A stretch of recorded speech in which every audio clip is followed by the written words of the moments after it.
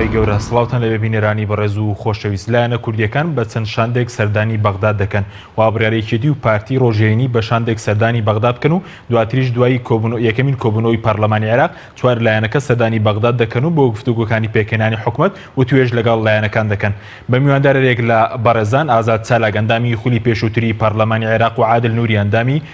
پێشووی پەرلەمانی عێراق تاوتوێ ئەم پرسە دەکەین. سەرەتا راپۆرتێک دەبین دواتر لەگەڵ میوانەکانمان تاوتوێ ئەم پرسە دەکەین.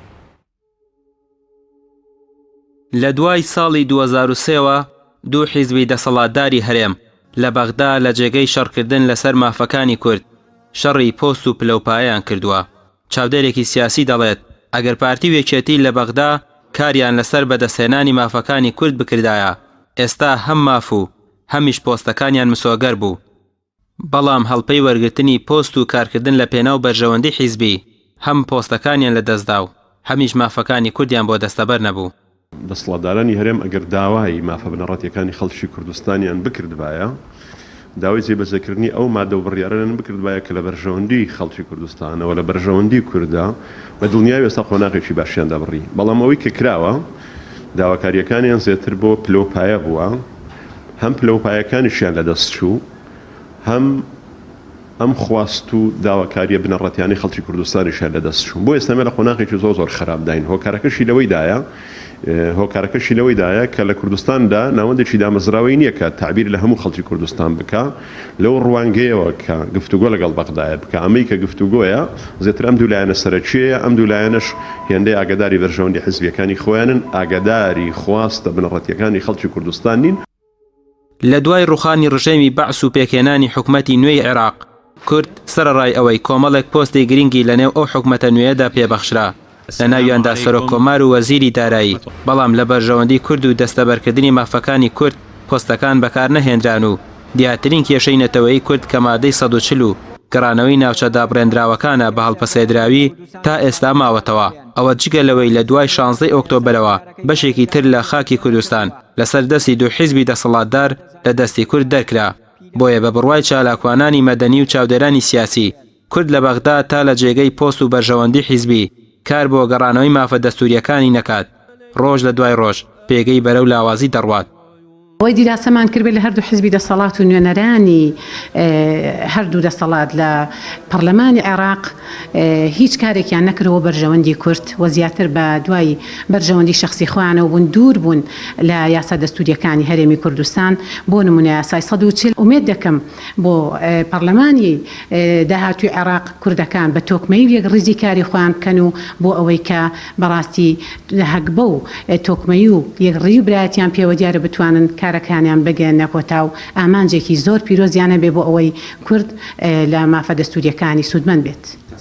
خولەکانی پێشووی پەرلەمان دەرخەری ئەو ڕاستیەیە کە پارتی و یەکێتی ئامانجیان لە ڕۆژنە بەغدا بۆ شەڕی بەهێزکردنی پێگەی خۆیانە نەوەک بەرگریکردن لە مافەکانی کورد. ڕەمی عوسمان، کەناڵی ئاسمانی پەیام، سلێمانی.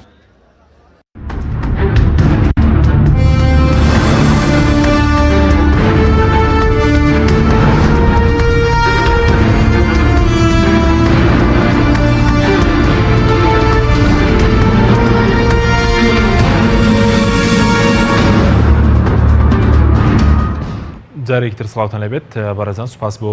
میوانەکانمان بەخێر بن، سوپاس بۆ ئامادەبوونتان.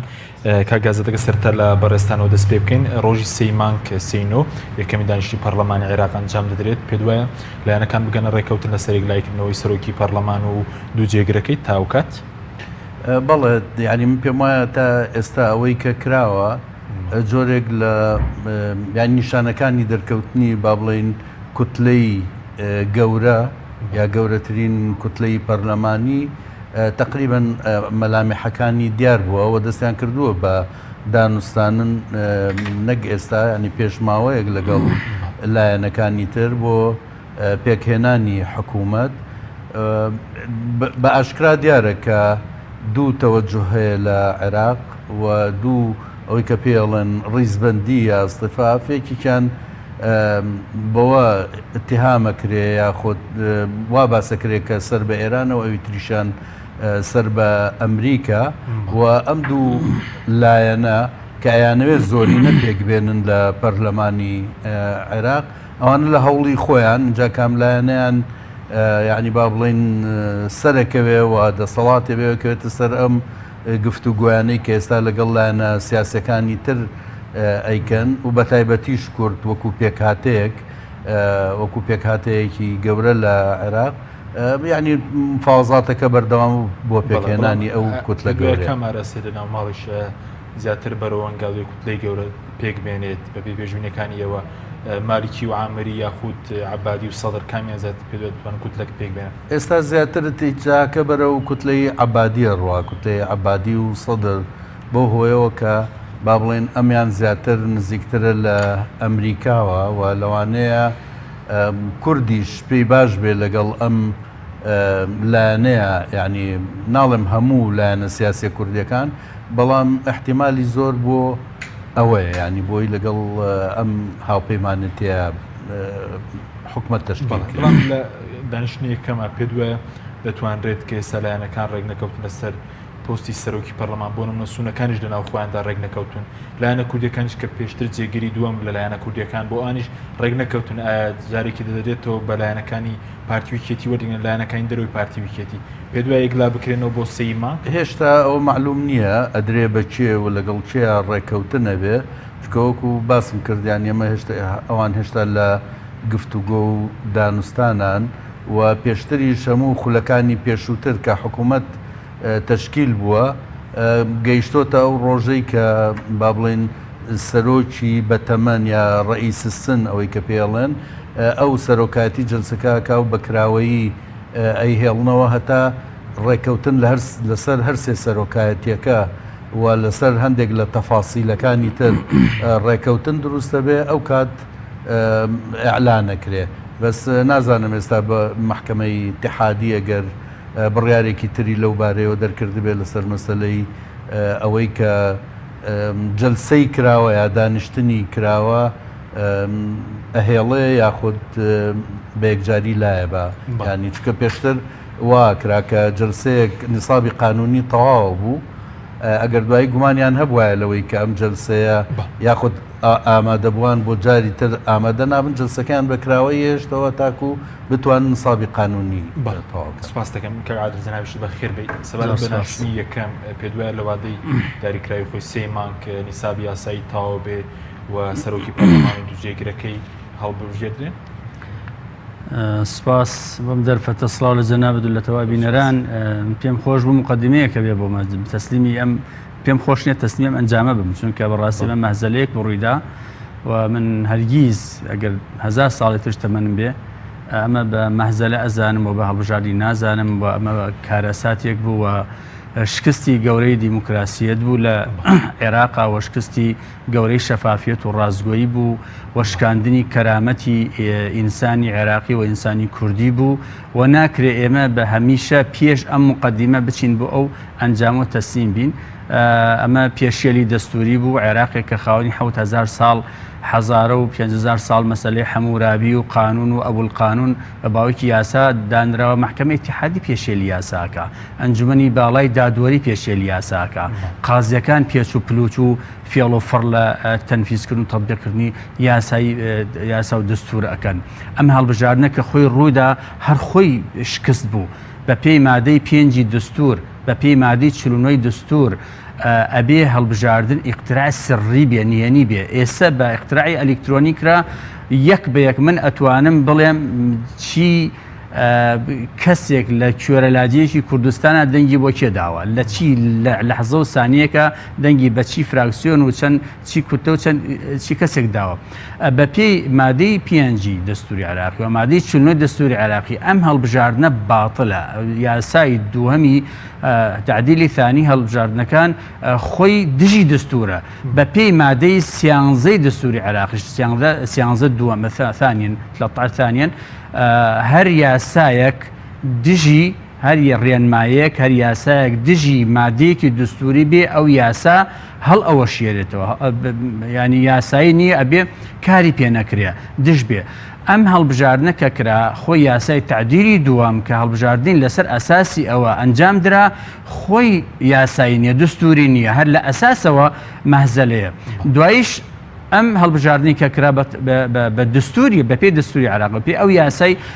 سیەمی تعدیلی سیەمی یاسای هەڵبژاردن کە پەرلەمان ئێمە ئەومان کرد هەمووی هەڵوەشاندەوە کاک حەکیمیانی مادەی یەک زۆر وازحە محکەمەی اتحادی دانی پیاناوە کە مادەی یەکی تعدیلی سیەم سەلامەت و هیچ مشکلەیەکی نەدە مادەی یەک ئەڵێ تەواوی ئەو عەد و فەرزە ئەلکترۆنیانەی کە کرا لە 12 و دواتر هەر هەمووی هەڵوەشاوەتەوە ئێستا ئەبێ کەواتە هەڵوەشاوەتەوە ئێمە هیچ ئەنجامێکمان لە بەردەمان نییە ئەنجامی ڕاگەیاندراوی هەڵبژاردنەکانی 12 سفر ئەنجامان لە بەردەستایە ئێستا لەسەر چی ئەساسیەک مەسەلەن مسادقەی چی ئەکرێ ئێمە بە پێی یاسا قسە ئەەکەین ئەمە ئینقلاب کراوە و پیاسە پێشێل کراوە و ئەو هەمە پێچ و پلوسە دراوە ئەو مۆزوعێکی ترە ناوێنێن یاسا ناوێنێن قانون نشتی تری ناوێنێ من رازیم کاکە ئینقلاب کراوە نابێنێن کلاب و کودەتای کراوە بەسەر دستورە ئەمە ئەوەی کە بڵێن وڵا بە پێی مادە و بە پێی دستور بە پێی یاسا نەخر هیچ یاسایی نیەوە تەسلیمی چش نابین ئەمە ئەوەی کە ئەو تەوقیتاتە دستوریە بەداخەوە من سێی مانگ ناوانیان بە ڕۆژێکی زۆر شوم لە بێژووی هەموو عێراقا سێی ئەیلول یەکێ لە ڕۆژە هەرە ڕەشەکانە چونکە پەرلەمانێکی مزەوەر لەسەر کەرامەشکاندنی ئینسان لەسەر دستورشکاندن لەسەر پێشێلکردنی یاسا لەسەر خنکاندنی هیوا و ئاواتەکانی جەماوەر لەسەر ینی ئومێدیشان بۆ کەس نەهێشت لەبەرەوە بۆ ئێستا دووە من لەگەڵ هیچ هەڵبژاردنەکانی منوەکو عادل نووری رازینی لەسەر ئەم ئەساسە ئەگەر ئەو پرۆسە سیاسیە پرۆسە دیموکراسیە نەیێنرێتەوە سەر گێژەنەی خۆی سەر عەتەبەی خۆی سەر سکە و مەساری خۆی لەگەڵ هیچ هەڵبژاردنێکی نە کوردستان نە عێراقنی بۆیە لێرەش و داواکەم هەر چوار لایەنە کوردستانەکە هاوپەیمانی یەکگرتووی ئیسلامی کۆمەڵی ئیسلامی گۆڕان مقاطعی هەموو هەڵبژاردنێک لە عێراق و لە ئێستاشا بکەن چونکە مەهزەلەیە کاتێک حیزبە دەسەڵاتدارەکان دستوری عێراقی یاسا کەرامەتی مرۆڤ شەفافیەت نەزا پێشێل ئەکەن بە قاچ ئەچنە سەری سنگش دەرئەپەڕێنڵێن کاکە بردمانەوە کەسی قسە ناکە کاکەوە مەهزەلێ بەلایکەمەوە ئەگەم هیچ دەسەڵاتێکیشم نییە تەسلیمی ئەو مەهزەلە نابم بەلایکەمەوە من ینی ئەبێ قسەی خۆم کەم بەلایکەمەوە من یەکشتەڵێم جەنابەت وەکو مارکێک ئێسایڵێم من پێشنیار ئەەکەم کۆمسیۆنی باڵای هەڵبژاردنەکان هەر 4 ساڵ جارێ بۆ پەرلەمانی کوردستان بۆ ئەنجومەنی پارێزگاکان بۆ پەرلەمانی عێراقیش هەر 4 ساڵ جارێک یەک ڕۆژ بکاتە ناوبنی ناوی مزایەدە هەڵبژاردن نابینێ مزایەدە کاکە ئێمە 111 کورسیمانەوە پەرلەمانی عێراق پەرلەمانی کوردستان ئادەی فەرمون مزایەدەی عەلەنی کێ زیاترەدا فەرقی تاکو جملەشەیە تەبان تاکوکۆ وەرە کێ زیاتر ئەدا کە پارێ زیاتر ئەدا زیاتری ئەینە و لە عێراقی شەمان شێوە نائیتر بۆ ئەو خەڵکە عەزیەتی نەبێ بڕۆ پەنجە خۆ عەزیەت بدە و پەنجە بکە بە حبرا و ئەوە بکە ئەمانە ئەبێ ئێمە ئەم مەسارە ڕاستکەینەوە ینی دوور لە ڕاستکردن و ئەم مەسارە هەر باسکردنێکی ئەنجامەکان ئەوە ناکرێت سپاس دەکەم دەتەگرم و لای بەڕێز کاک ئازاد سەبارەت بە لایەنە کوردیەکان پێ دوای هیچ کاتێک وەکو ئێستا پەرتەوازە بوون چونکە ئێمە لە 2014 بینیمان کە بێک شاند و توێژیان دەکرد لەگەڵ لایەنە عێراقیەکان ئێستا بە دوو شاندی جیاواز بەشداری دەکەن و کارێن پەرتەوازەیە پێ دوایە چیە زیان لە کوردەدا لە پێکەنانی حکوومەت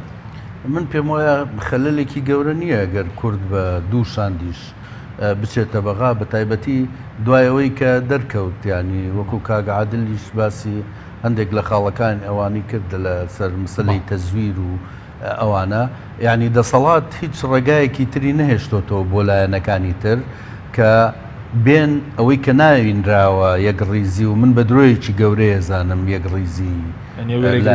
و پارتی داوای دەکەن تۆ بە درۆی دەزانی من بە درۆیەکی زۆر گەورەیە زانم لەبەرەوەی درۆیەکە چییە بە درۆی ئەگەر یعنی مەبەستیان یەک ڕیزی بێ تەزویر ناکەن ئەگەر مەبەستیان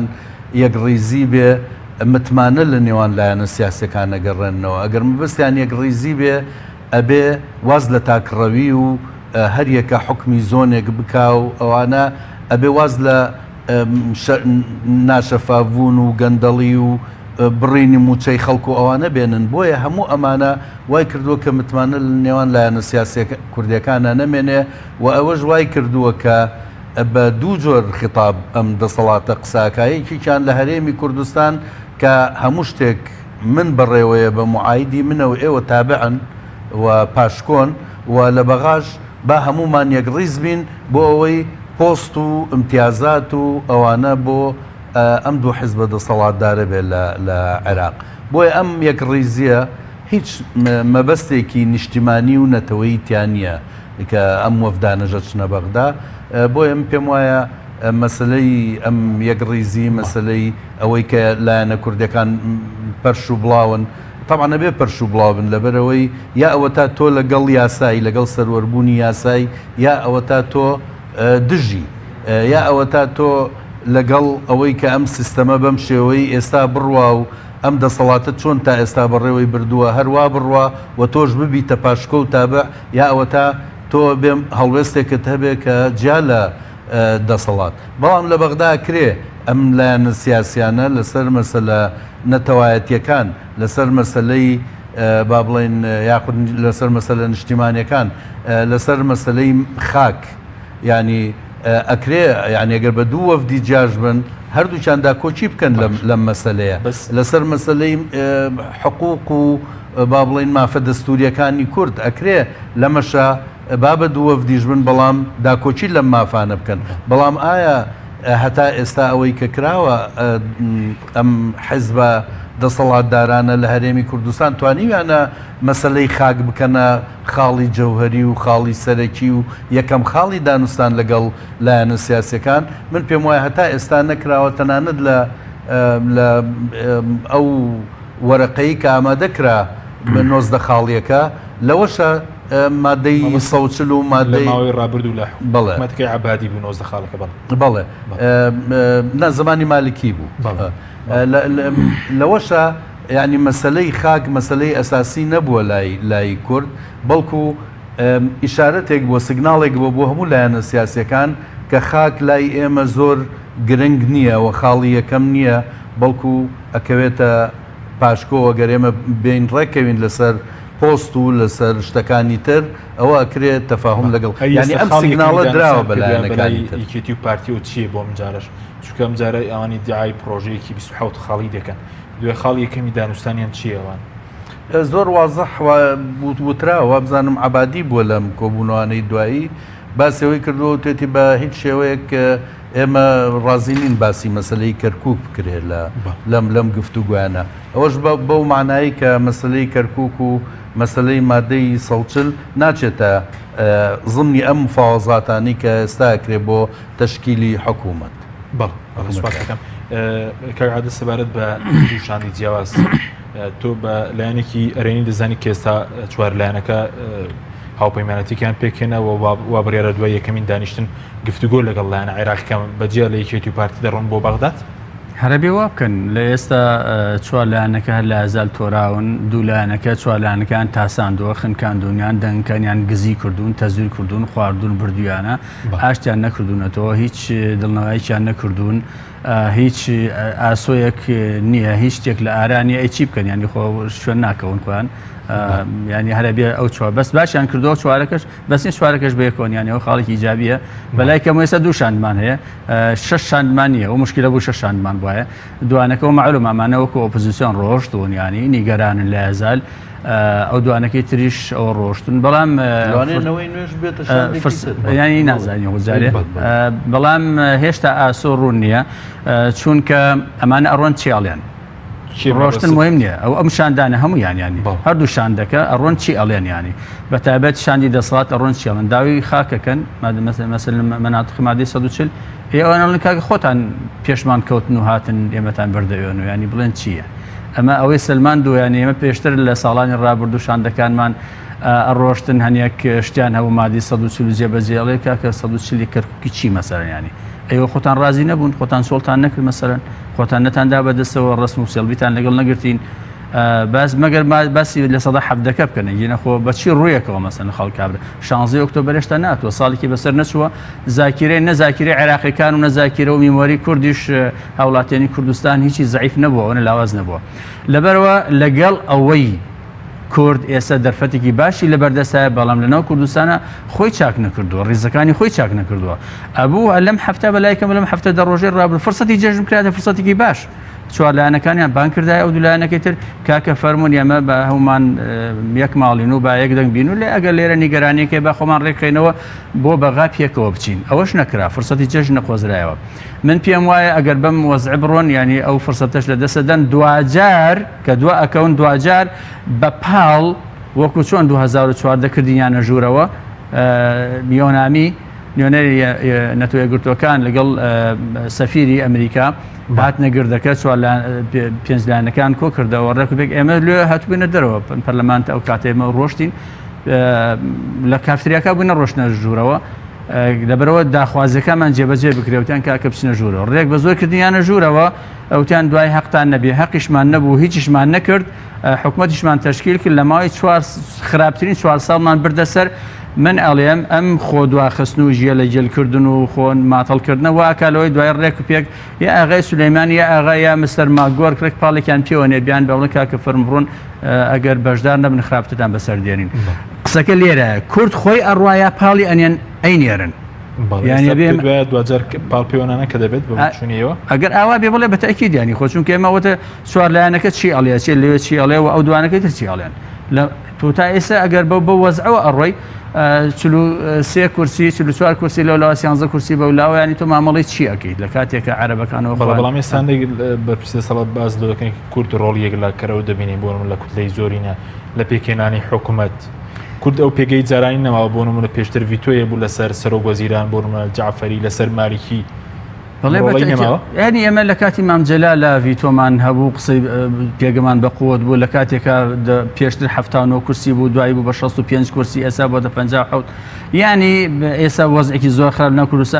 دەرفەتەکە دەرفەتێکی باشە بەڵام تۆ بەچی مامەڵاکەی ینی ئەو وەرەقەی کە تۆ پێچی ئەو پرۆژە و مەشروعی کە تۆچی تا ئێستا لە کوردستانە ئەم 6 لایەنەکە ئەچنە بەغدا کۆبوونەتەوە هەر لە ڕاگەاندن لای جنابیش دێ بۆی هەر لە هەواڵەکانە بڵێ کاکەوە کۆشاندی کوردی ئەچێ ئەگەر بۆ تۆزی هەر دڵنەوەی خەڵکیش بێ خاڵەکان ئێمە 1 2 3 4 وایە هەموو هاوڵاتی کوردستان ئەزانی کێشەیەمە لەگەڵ بەغاچێ مادەی 140مان هەیە لەگەڵ بۆجا باشە بەس هێشتا ئەمان ئەوەنش کۆ نەبوونەتەوە هەتا هەر لە ڕەشنووسێکی ژار بۆ سوعبەتیش بێ دڵی هاوڵاتیانی پێخۆشکەن من ئەڵێم ئەو دەرفەتە ئابم شۆ بچێ لە کیسی ئەدەن چون کات نەماوەتەوە سێ مانگەکە کە تۆ ئەگەر پێشەوە هەشتا حەسم نەکرد بێ ئەوان خوان بۆ خوان حەسمی ئەەکەن عەرەبی سونە و شیعە خوان حەسمی ئەەکەن ئەو کاتە تۆش وەکو ڕێک و پێک قوربان نەبێ خۆتی پیاکەیت و هیچ بەلاشە فرۆشەی بکەیت ئەو هەڵوێستەی کە ئێستا بۆت ڕێکەوتۆ ئەو هەڵو دەرفەتە ئیسtismار ناکرێت سەبارەت بە نوێنەتی ڕاستەقینی ئێستا کە کورد بە چەندشانێک بچێتە بەغداد کی نوێنەری ڕاستەقینی خەڵکی کوردستان چوونیەوە خۆی نوێنەر ئەبێ ئەندام پەرلەمانەکان بێ ئەندام پەرلەمانەکانی سەر بە فراکسیۆنەکانی سەر بە لایەنە سیاسیەکان لایەنە سیاسەکانی نۆسە قسەکەی پێشومانیانی ئێمە پێشەوە بچینە کوردستان ئەبێ سەرکردایەتێکی سیاسی کوردی هەبێ لێرە ئایا پەرلەمانی کوردستان ئەو چەترەیە کە جەنابتان نەزان چەند ساڵ ئەو چەترە نەبوو بەداخەوە ئەبێ پەرلەمانی کوردستان ئەو چەترە بێ هەمیشە پرۆژەکان هەڵ دروستکە وەکو مەطبەخی قەرار و سەرکردایەتی سیاسی کوردستان لە ڕێگەی فراکسیۆنەکانەوە ئێمە پرۆژەیەکی ئامادەکراومان هەبێ ڕێک و پێک ئەم نوێنەرانی کورد کە ئەچنە بەغدا ئەمە جێبەجێ بکەن وەکو کارنامەیەک لە بەرچاویان بێ هەموو خولەکانی ڕابردوو هەتا ئێستا ئەوە نەبووە ئێستا هەر هیچیش نەنووسراوە پێشتر مەسەلەن لە مؤتەمەری هەولێرە حکوومەتی ویلایەتی دووەمی مالیکی بە 19 خاڵ کە ئەجێبەجێ خاڵەکانیش بوو وعدیشە بوو دەستنووشیش نووسیش هەبوو واژۆش هەبوو هێشتا جێبەجێ نەکرا ئێستا یەک خاڵمان ئێمە دیار نییە کەس ئێتفاقی نەکردووە پێگەی ئێمە دیار نییە لێرە لەبەرەوە من پێم وایە ئێستا وەکو نوێنەر هیچی پێ نییە بچێت ینی ئەچێ بۆ وێنە مەگەر بۆ دەم تاقیکردنەوە بێ سوپاس دەکەم کاگازە سەبارەت بە کورد داواکاریەکانی کورد پێدوایە تەنە کورد بۆەوە بۆ نمونە لایەنە کوردیەکان بۆ سوودیان لێ دەبینرێت کە گەورەترین کوتلە پێک بێنرێت دوایی داواکاریەکانیان جێبەجێ ناکرێت وەکو ڕابردوو هیچ گرنتێکشی نییە بۆ جێبەجێکردنی داواکاریەکان ئەزانین چۆنە خۆی یعنی کورد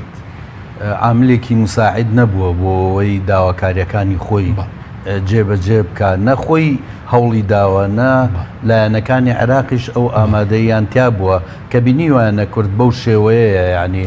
و مەسلەی وەکو باسم کرد مەسلەی خاک ئەو مەسەلە گرنگ و حساسە نییە مەسلەی تر پێشخراوە ئەمە لایەکی مەسەلەکەی تر ئەوان ئاگایان لە وەزعی هەرێمە ئاگایان لە دەسەڵاتە لە هەرێمی کوردستان چۆن حکمەکە ئاگایان لە یاسایە لە عێراق یاسا لە هەرێمی کوردستان چۆن جێبەجێکرێ ئاگایان لە مەسلەی تەزویر و چۆنێتی مامەڵەکردنی دەسەڵاتە تەنانەت لەگەڵ پەرلەمان یعنی هەموو دنیا بینی ئەم دەسەڵاتە چی لەگەڵ پەرلەمانی کوردستان کرد مالەلم ئەم شانە لە بەغا ڕویان نایەوە بەو شێوەیە کورد یعنی با بڵین دەسەڵاتی کوردی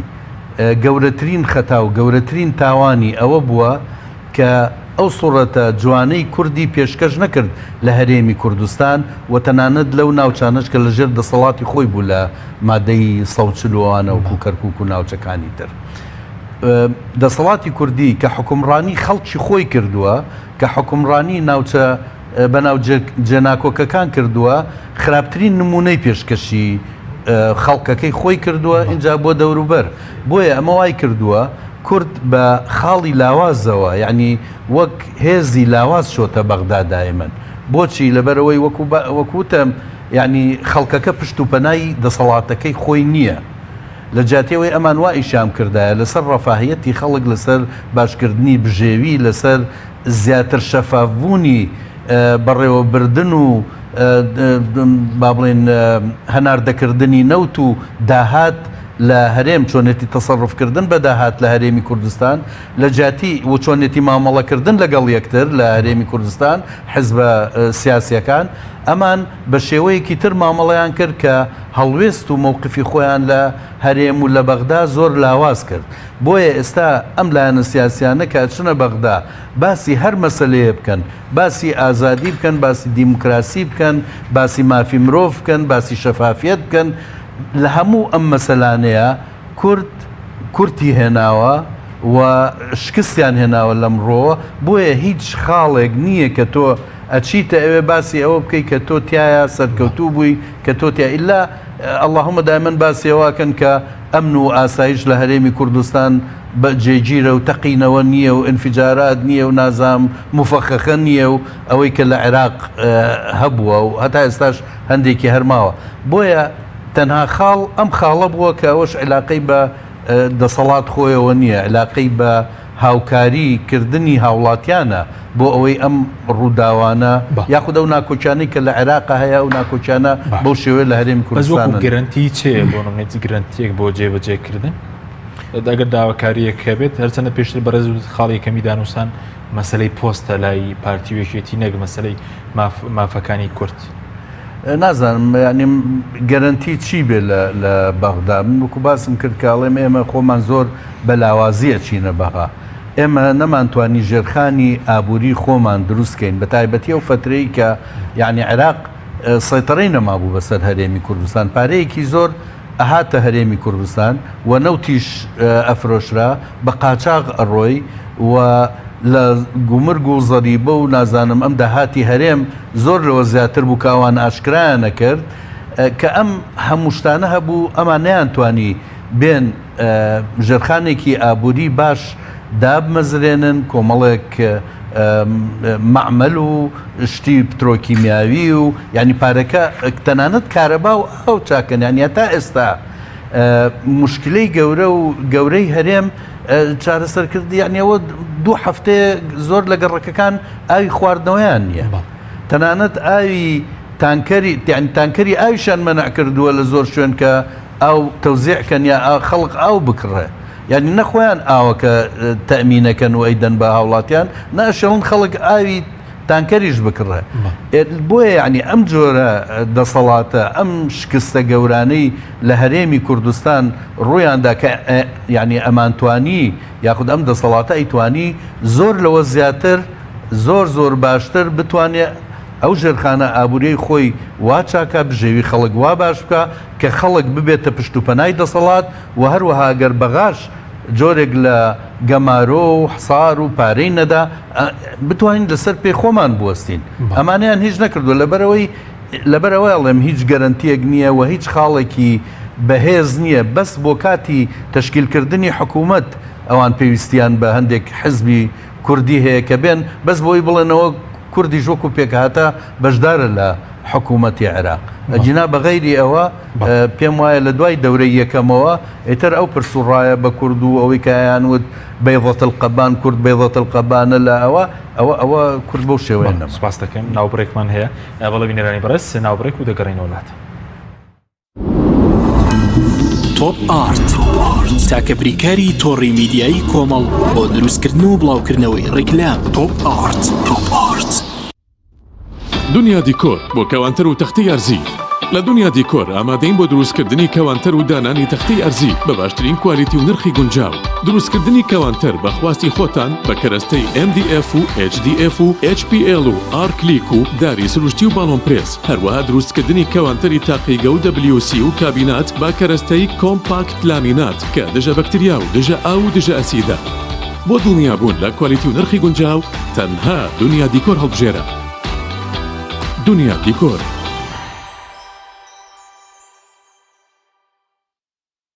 فانسینێت خێراترین هێڵی ئینتەرنێت بە داوڵۆندی بێسنوور ئێستا لە خزمەت کڕیاراندایە. فانسینێت جۆرەها کارتی پڕکردنەوەی بۆ ئامادەکردوون کە سەرجەمیان داوڵۆندیان بێسنوورە بۆ ماڵ و شوێنە گشتیەکان. کارتی 9000 دیناری بۆ ماوەی 1 هەفتە، کارتی 7000 دیناری بۆ ماوەی 15 ڕۆژ، کارتی 30000 دیناری بۆ ماوەی مانگێک، کارتی 40000 دیناری بۆ ماوەی مانگێک و بە خێرایی زیاتر کە تایبەتە بە یاری ئۆنلاین. هێڵی فانسینێت لە ڕێگەی ئامێرێکی تایبەت کە لە سەربان دادەنرێت وەردەگیرێت و لە ڕێگەی گێنەرێک بۆ ئامێری بڵاوکردنەوە لە ناو ماڵەکەت یان شوێنی کارەکەت کاری پێدەکرێت. ژمارەی تەلەفۆن 070 224 75 74 یان 050 194 36 37. فانسینێت. تۆپ ئارت تاکە بریکاری تۆڕی میدیایی کۆمەڵ بۆ دروستکردن و بڵاوکردنەوەی ڕیکلام. تۆپ ئارت.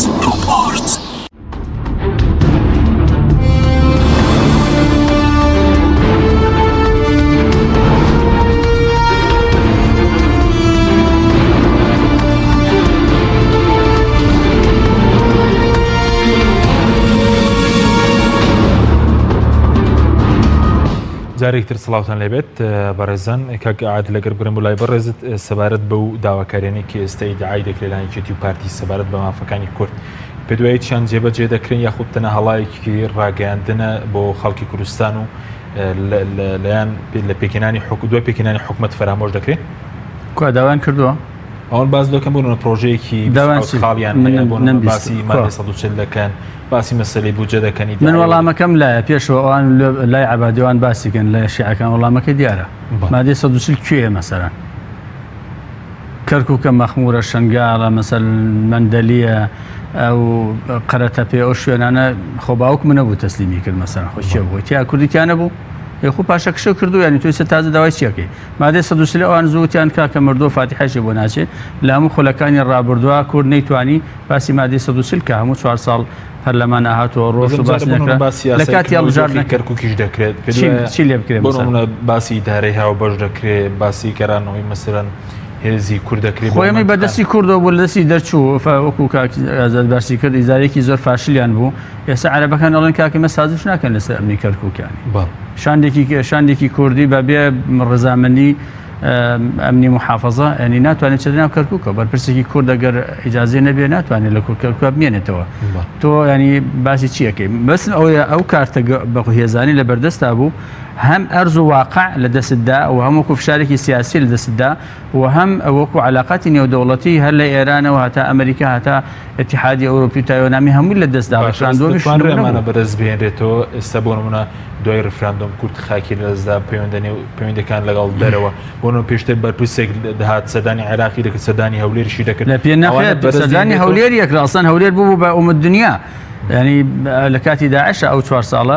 بە تایبەت 3 ساڵی یەکەم هەولێر ینی وەکو عاصمەی عێراق دەرئەکەوتا تا بەغا ئەوە هەموو هیچ ئەو پێگانی استفادە لێ نەکرا و نەتوانێت بەداخەوە بەکار بهێنرێ ئایا ئەتوانێت کورد لە کاتێکە تۆ نەتوانی نێوماڵی کوردی خۆت شەش لایەنەکە پێکەوە ئاشت بن پێکەوە تەبا بن تۆ ئەتوێت سنگ و پێگەی خۆت بەکێ بفرۆشی ئەوان ئەزان تۆ ناوماڵی تۆ چۆنە یعنی هیچ سڕێک نەماوە لای تۆ لە ئەوان نەبێ لەبەرەوە ئەوان ئەگەر تۆ نەتوانێت لێرە خۆت تۆکمە بکە یەکدەم یەک ڕنگ بیتەوە بەتاکید بۆ پەرتەوازیەوە حتمما ینی ئەوان ئەو قورسایی و ئەو سنجینێت بۆ دانانیان وار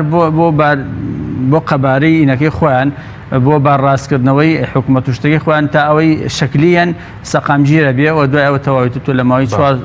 ساڵە ئەوەنە دەنگت نییە چی جێبەجێ ناکرێت بۆ نمونەوەی باسی مادەی 140 بەم شێوە بێ نەخێر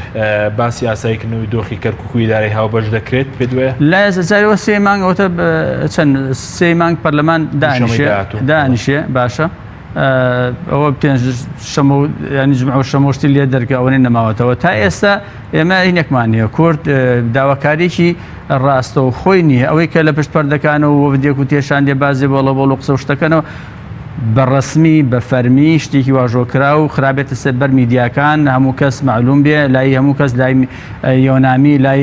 ئێرانەکان لای ئەمریکەکان هێشتا نییە کێتیش ئەو بەزی دعا و پروپاگەندی پرۆژێکی نووسراویان نەمان دیوە من تۆ ڕاگەانکارێکی ئاگا لێ و من شەر ئاگام لێ نەمدیوە نازم کاکە تۆ جناب شتێک دیوە مەسەن بەڕسمی و فەرمی هەمووی متفق بێ لەسەری بەلایکەمەوە 6 لایەنەکە نیمانە ینی هەمومان پێکەوە نیمانە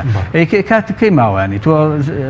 ینی 3 مانگ کوردەکان هەمویان نوێنەرەکانی کورد 57 پەرلەمانتاک ئەچن ژوورەوە ناچن ژوورەوە یەکلا نەکراوەتەوە مستحیلە نەچنە ژوورەوە ئەگەر جەلسە بگیرێ ئەچنە ژوورەوە نەچنە ژوورەوە بە پاڵیان کەنە ژوورەوە کە بە پاڵ کرایتە ژوورەوە کاتە تۆ هیچت نییە هیچیشت هەبوو گرنتی چییە گرنتی جێبەجێکردن بۆ مەسلەی پۆستی جێگیری سەرۆکی پەرلەمانی عێراق کە پێشتر لای بزوتنەوەی گۆڕانە بۆ پێ دوای ئەمجارە ڕێک دەکەون بدێتەوە بە دەرەوەی لایەنەکانی دەرەوەیەکێتی و پارتی کە بۆ 3 مانگێک لا بکرێتەوە ئێمە زۆر شتمان ماوە ینی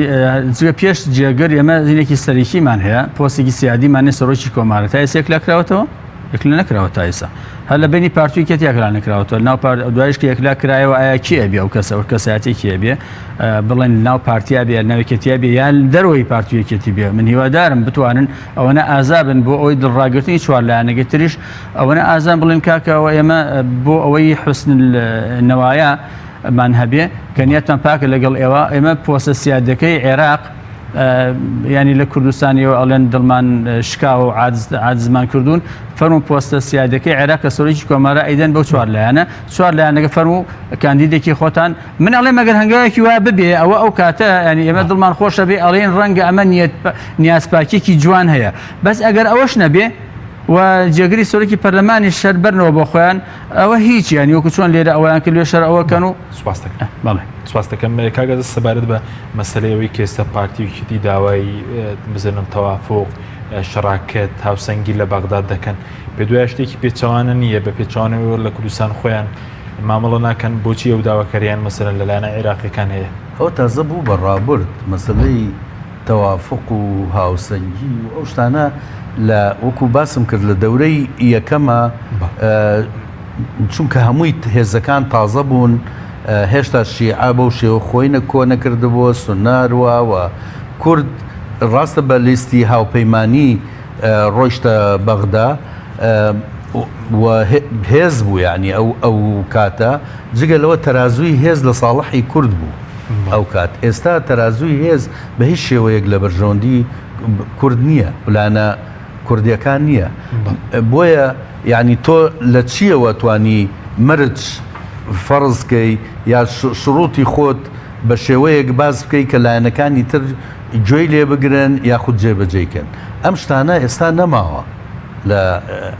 جارانیان و دەگەر ئێمە وا نەکرێ ئێمە جیابینەوە و دەوڵەتی کوردی ئەلانەکەین و ڕفراندۆمەکەین و نازانم چیەکەین و چیەکەین ئەگەر گوێمان لێ نەگیرەوەم عێراقی ئێمە نییە و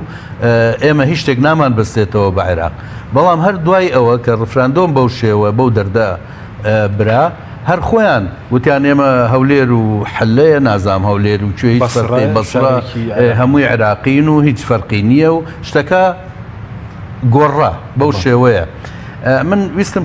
شتێکی تر بڵێم لەسەر ئەوەی کە کورد دائیمەن چاوەڕێیەکە یعنی مەسەلەن ئەم جارە کە ئەوە چەند مایان دوای هەڵبژاردنەوە ماوەیەکی زۆرە ئەم لایەنە سیاسیانە شیعە و سونە خەریکن بۆ ئەوەی کوتلەی گەورە دروستکەن کورد ناچوە هیچ هینێکەوە و مەسئولەکانیش کە باسی ئەمیان شتێکی زۆر باشمان کردووە کە خۆمان ساغ نەکردوێتەوە لەسەر هیچ لایەک پێ باشترێ طبعاً تۆ کە ئێستا ئەوان ڕێککەوتن و زۆرینیان پێک هێنا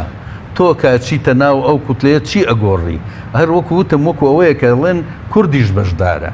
بەڵام ئەگەر کاتێک تۆ بە شەرت و شروعی خۆتەوە هێشتا ئەوان هیچیان دروست نەکردووە و ئەیانێ ببنە کوتلەی گەورە ئەمیان نا ئەو تۆ بیت دانیشی لەگەڵیانە ڕێکەوی بڵێ من کاکە هیچ شتێکم ناوێ من تەنها بۆ ئەوەی لەگەڵ ئێوە ڕێکەوەم من ئەم مشکلەی خاکم هەیە لەگەڵ ئێوە سنووری هەرێمی کوردستانمان ئەبێ بۆ جاک ئێوە ڕازین ئەمە بکەن جا من حەزەکەم لێرە باسی شتێکی وەفدەکانی پێشوو بکەم کە لە پێکێنانی حکوومەتەکەی بۆ جاری دووەم ئەوەی مالکی ئێمە کە چوینە بەغاوەکو وەفدی لایەنە سیاسەکان هەموو لایەنە سیاسەکان بەڵێ من بەشدار بووم لە وەفدانێ ئێمە 90 خاڵێکەشمان پێ بوو کە چوینە بەغدا یەکەم شت کە هاتن سونە هاتن بۆ لامان سەرۆکی وەفدەکەیان ڕافعل عیساوی بوو وەفدێکی گەورەی سونە هاتن یەک داوایان هەبوو بە شێوەیەکی مباشر هەمووی لەوەیە کوردکرایەوە وتیان ئێمەمانەوێ ئێوە پشتگیریمان بکەن وەکو کورد لەوەی کە ئەم قەراری مەحکەمەی اتحادی لەسەرەوە دەرچوو بوو کە کوهینی کوتلەی ئەکبەر لە ناو پەرلەمانە دروستەبێ وەختە هی عێراقیە زیاتری هێنابوو لە هیلیستی شیعە و ئەوانە بە کورسیەک بوو دوان بوو نازانم دوو کورسیە بوو علاوی مالیکی 89 کورسی ئەوان کورسەکانیان زیاتر بوو محکەمەی اتحادی وتی کوتلەی ئەکبەر ئەوە نییە کە لە هەڵبژاردنەکانە زۆری نەیهێنابێ ئەوەیە کە لە ناو پەرلەمانە دروستە بێ بۆیە ئەوان هاتن وتیان ئەمە زین ئەمە مخالفەی دەستورە و ئەمە ئەیانوێ شین ڕزگارکەن ئێوە بەس وەرن لەگەڵ ئێمە ڕێکەون لەسەر ئەم مەسەلێ تەیدی ئێمە بکەن ئێمە ئامادەین ئێوە چیتان بوێ ئێمەش لەگەڵ ئێوەیان ڕێگەکەین وەفدە کوردێکە کە منیش تایە بەشدار بووم وتیان ئێمە باشە سەرۆکی وەفدەکە وتی ئێمە لەگەڵ لایەنەکانی تریش کۆ بینە و جارێ ئەمە یەکەم کۆبوونەوەمانە و لە دانیشتنی ترە باسی ئەم مۆزوعەکەن تەبعا نەباس کرا نە ئەوە کرا لەگەڵ لایەنەکانی تریش بە هەمان شێوە چاوەڕێیان کرتا شیعە لە ناوخۆیان هەموو ڕێکەوت سونە لە ناوخۆیان لەگەڵ شیعە ڕێکەوتن اینجا کورد هاتە ناوەوە بێ ئەوەی ئەو وەختە تەبعا کەس گوێی لێ بگرێت کە تۆ وەرەقە بە قووەتەکەت کە ئەوە بوو کاتێک لە سەرۆکی وەفدەکەم پرسی وتم باشە بۆچی ئێمە یعنی وا بکەین ینی بۆچی ئێمە چاوەڕێ بکەین بۆچی 90 خاڵیەکە مەسەلەن هینی مادەی 140 یەکەم خاڵ نییە ئەو وەڵامەکەی ئەوە بوتی ئێمە ئێستا لە عێراقین و لە عێراقیش نابێوا خۆمان پیشان بین کە هەر ئێمە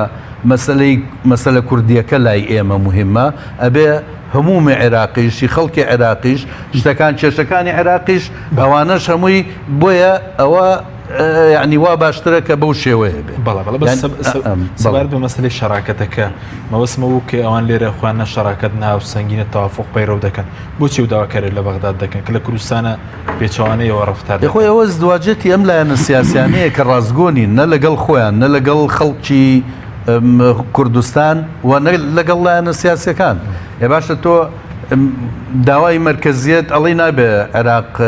ببێتە